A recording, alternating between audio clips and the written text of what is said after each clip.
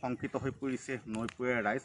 বিশেষকৈ যি স্থানসমূহত মথাউৰিসমূহ দুৰ্বল হৈ আছে তেনে ঠাইসমূহৰ ৰাইজৰ ইতিমধ্যে নিদ্ৰা হৰিবলৈ আৰম্ভ কৰিছে। মই এই মুহূৰ্তত উপস্থিত আছোঁ চিপাঝাৰ বিধানসভা সমষ্টিৰ অন্তৰ্গত সৰাবাৰী নগাঁৱৰ ননৈ নদীৰ মথাউৰিত। মই প্ৰথমতে নৈখন দেখুৱাইছোঁ। এইখন দৰং জিলাৰ অন্যতম খৰস্ৰোতা ননৈ নৈ, আৰু এই ননৈ নৈৰ মথাউৰি কিছু অংশ দুৰ্বল হৈ পৰিছে চিপাঝাৰ নগাঁও সৰাবাৰী অঞ্চলত। মই পৰিৱেশ দেখুৱাইছোঁ আৰু একাংশ নৈপৰীয়া ৰাইজ আছে মোৰ লগত। মই প্ৰথমতে যি অংশ ইতিমধ্যে দুৰ্বল হৈ পৰিছে বা কিছু বিজুতি ইয়াত হৈছে সেই অংশ মই দেখুৱাইছোঁ। এয়া ননৈ নৈৰ মথাউৰি, পূব প্ৰান্তৰ মথাউৰি, আৰু একাংশ নৈপৰীয়া ৰাইজ আছে। কেনেকুৱা সমস্যা হৈছে?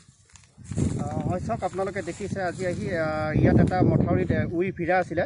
উই ভিৰাটো বিভাগীয় আজি 10-15 দিন আগত আহি তেওঁলোকে জেচিপিৰ সহায়েৰে খান্দিছিলে। কিন্তু খান্দাৰ পিছত তেওঁলোকে যিখিনি মাটি পূৰণ কৰিব লাগে সেই মাটিখিনি কিন্তু এতিয়া পৰ্যন্ত নিদিলে। আজি 2-3 দিনমান আগত বিভাগীয়ৰ এগৰাকী মহৰী আহিছিলে। তেওঁক আমি কৈছিলোঁ বোলে মাটিখিনি আমাক কাটি ঠিক কৰি দি দিয়ক, কিন্তু তেতিয়া তেওঁ কৈছে যে আমি এতিয়া এই বাৰিষা ক'ৰ পৰা আনিম, আপোনালোকে কিবা কৰি 3 টেইলৰমান মাটি কাটি দিয়ক। গতিকে তেনেকুৱা ফোপোলা স্বৰূপৰ কথা আজি এই কামৰ নমুনা। গতিকে আমি এইখিনিতে আৰু এটা কথা উল্লেখ কৰোঁ যে আমি এই মথাউৰিত আমি যেতিয়া পানী বাঢ়ি আহে, ননৈ নদী ফেনে ফুটুকাৰে বাঢ়ি আহে, তেতিয়া আমি একেবাৰে ভয়ত থাকিব নোৱাৰি। আমি বিগত সময়ত এই অঞ্চল বানৰ কবলত পৰিছিলে। হয়, আমি জনামতে আমি শুনিছিলোঁ 1984 চনত মানে প্ৰায় 200 মিটাৰ দৈৰ্ঘ্য হৈ পেলাই মথাউৰি ছিঙিছিলে, যাৰ ফলত আমি 10-12খন গাঁও আমাৰ একেবাৰে প্লাবিত হৈ গৈছিলে, বহুত ধ্বংসস্তুত হৈ গৈছিলে। এটা গুৰুত্বপূৰ্ণ বিভাগ জলসম্পদ বিভাগে আপোনালোকক ইয়াত মাটি পেলাবলৈ কৈছে বা মাটি দিবলৈ কৈছে। হয়, এই মানে এই বিভাগীয়ৰ এই পুতুল শৰ্মা বুলি এই মহৰী কাম কৰে। তেওঁ আহি পেলাই তাৰমানে মোক ক'লে বোলে 3 টেইলৰ মাটি পেলাই দিবি, আমি আৰু এতিয়া মাটি ক'ত পাম। মই বোলো মইতো আৰু মাটি এতিয়া ময়ো ক'ত পাম, আপুনি নাপালে মই ক'ত পাম। মোৰ নিজৰ নঙলা হয়, নিজৰ নঙলা হ'লেওতো মই মাটি পাৱাৰ উপায় নাই এই বাৰিষা। মই দেখুৱাইছোঁ যি অংশ ইতিমধ্যে দুৰ্বল হৈছে বা কিছু বিজুতি হৈছে, ইয়াত যি অংশ মই দেখুৱাইছোঁ মথাউৰিটো দেখুৱাই আছে। যদি এই অংশ মেৰামতি কৰা নহয়, কেনেকুৱা পৰিস্থিতিৰ সৃষ্টি হ'ব পাৰে সমাগত বাৰিষাত?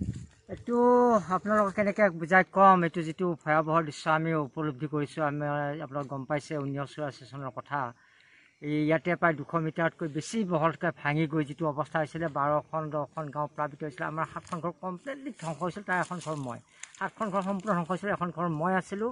এনেকৈ সেই যিটো ভয়, সেইটো জ্ঞান অভিজ্ঞতা, সেইটো আজি আমাৰ আকৌ মনলৈ আহিছে। এতিয়া পানী আহিলে আমাৰ টোপনি নহা হয়। এই অৱস্থাটো উই ভিৰাটো খান্দিলে সুন্দৰ কথা, উই ভিৰাটো খান্দিছে ভাল কথা, কিন্তু ইয়াত মাটি পেলাই ৰিপেয়াৰিং কিয় নকৰিলে আমি বুজি নাপালোঁ। এইটো ইমান প্ৰকাণ্ড কাম নাছিলে।